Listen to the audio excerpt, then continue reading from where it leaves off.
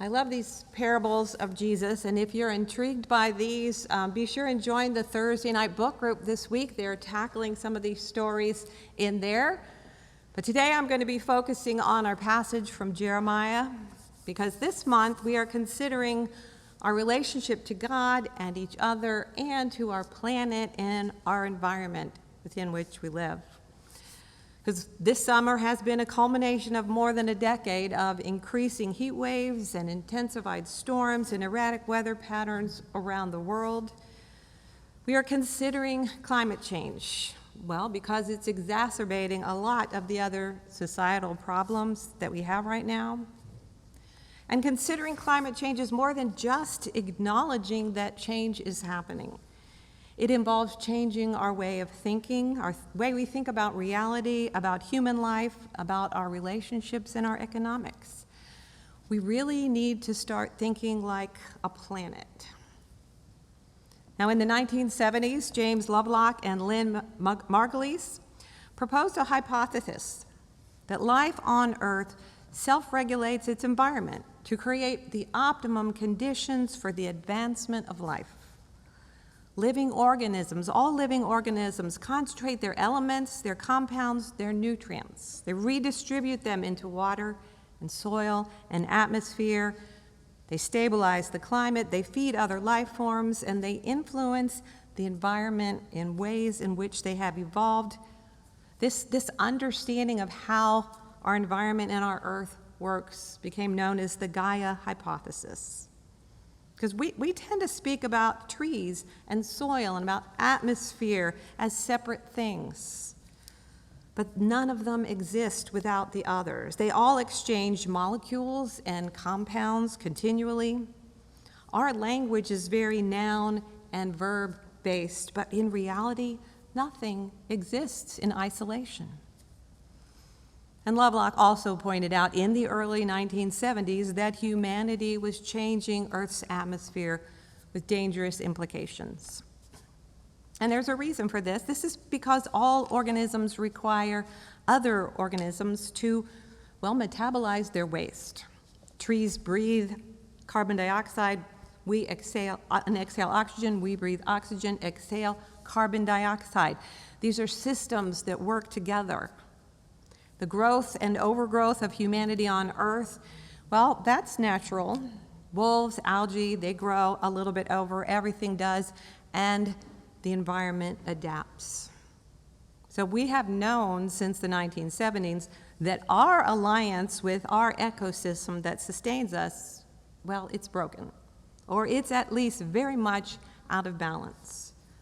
And the Earth's ecosystem will adapt to the imbalances we've created in ways that will be good for the environment, but might not be so good for us.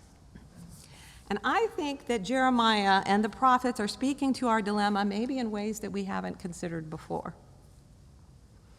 In our Old Testament reading, God tells the prophet Jeremiah to drop by the local potter's house and just see what the next message will be. He arrives and he watches this artist in process.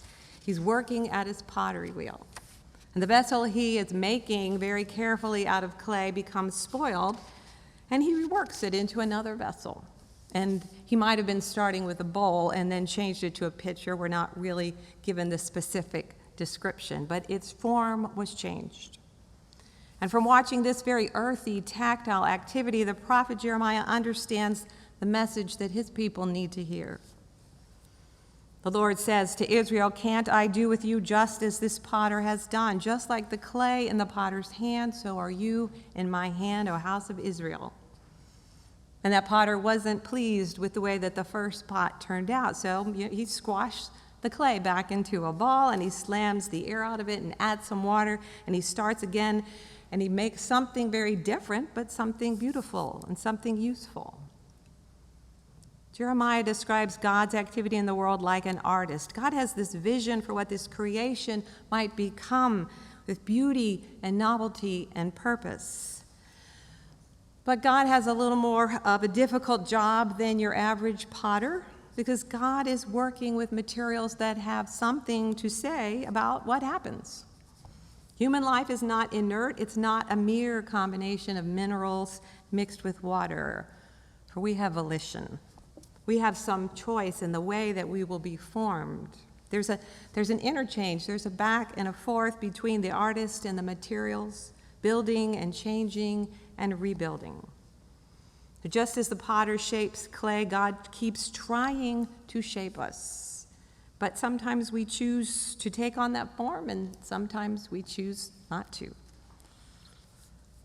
Jeremiah continues this message as God says, "At one moment I may declare concerning a nation or a kingdom that I will pluck it up and break it down and destroy it. But if that nation turns from its evil, I will change my mind about that disaster that I intended to bring on it." It sounds ominous, but it is a metaphor. And it's one that could be suggesting that when the people are attentive to God's instructions to care for creation, to care for those in need, and peoples and nations can flourish. If we believe that God is the eternal spirit that created the universe, that set into motion this evolving ecosystem, the one that we live within, then this message might be calling us to cooperate with God's intention for us, to steward and care for this beautiful, abundant environment that we have been given. I believe this is a message for us, and in many ways the messages change over time, the way that we understand them. For the prophet Jeremiah was speaking at a time when the nation of Israel and all nations were theocracies. Nations were formed with the belief that one God, one particular understanding of God was essential to that nation's identity. We see change coming over time, as after the coming of Christ we find relationships with people and God moving away from those national identities towards people who can choose their identity group. People who were citizens of many nations chose to become followers of Jesus and a part of the church, and we didn't have to change our citizenship to follow Jesus, and we understand that God does not love one nation more than another. God continues to influence people, but through groups of people working together, not so much by nationality, by chosen alliances. Congregations working with organizations, cooperating with their local governments, standing up to their local governments, depending on the issue at hand. Brian McLaren invites us to make caring for our environment a part of our identity as followers of Jesus. He says, imagine that you are standing with me in thigh-deep muck, clad in hip waders, slogging through a bog in northern Maryland. Since I've done this for a couple of years, almost every spring for the last dozen, out here as a volunteer with the Department of Natural Resources to do wildlife surveys. In particular, we're looking for the rarest turtle in North America, the little 4-inch bog turtle. And while we're out here with the volunteers, we're also keeping an eye on rare species of butterflies and wild birds, wildflowers, and insects. But he says, when I meet professional wildlife biologists and the other volunteers, they are always surprised that a Christian pastor would be out here doing this sort of thing on his day off. And I know what they're thinking. Christians are a part of the problem, not a part of the solution. And too often, our environmentally concerned friends are right. McLaren suggests that Christians of all types need to become less nationalistic and more global in our thinking.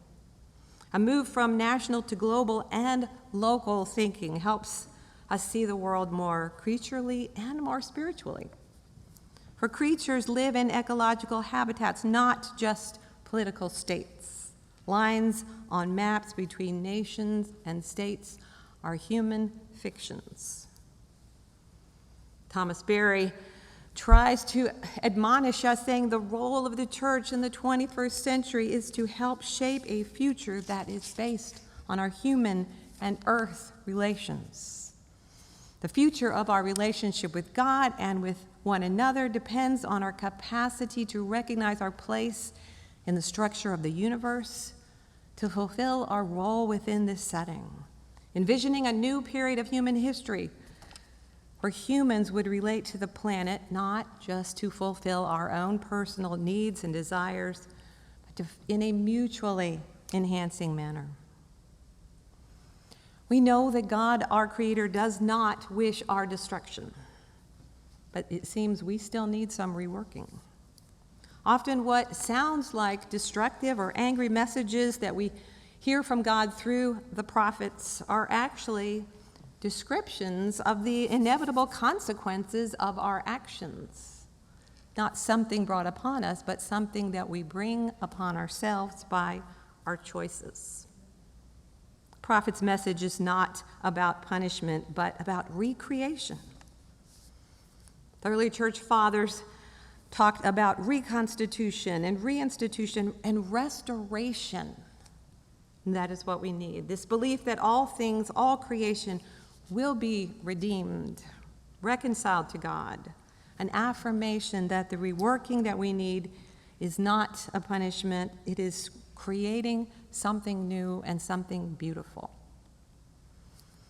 The God who created us out of love wants to mold us like clay, molding us into communities of caring, of people and nations committed to renewing the balance that nature requires for all of life on earth to flourish, if we are willing.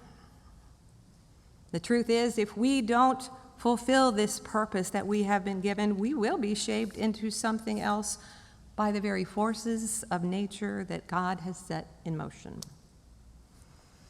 And when I think about this, I don't think our problem is that we are lazy or that we are selfish as much as we feel overwhelmed, paralyzed by fear, stuck in uncertainty, choosing sometimes distraction over action, afraid that maybe change will only make things worse.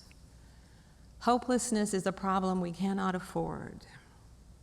If we can regain a sense of hope, if we are willing to stay hopeful and surrender to this process of letting go and being remade and remolded, we could become something beautiful, meaningful. We could fulfill the vision of our Creator for our place in this amazing and beautiful universe that we have been given.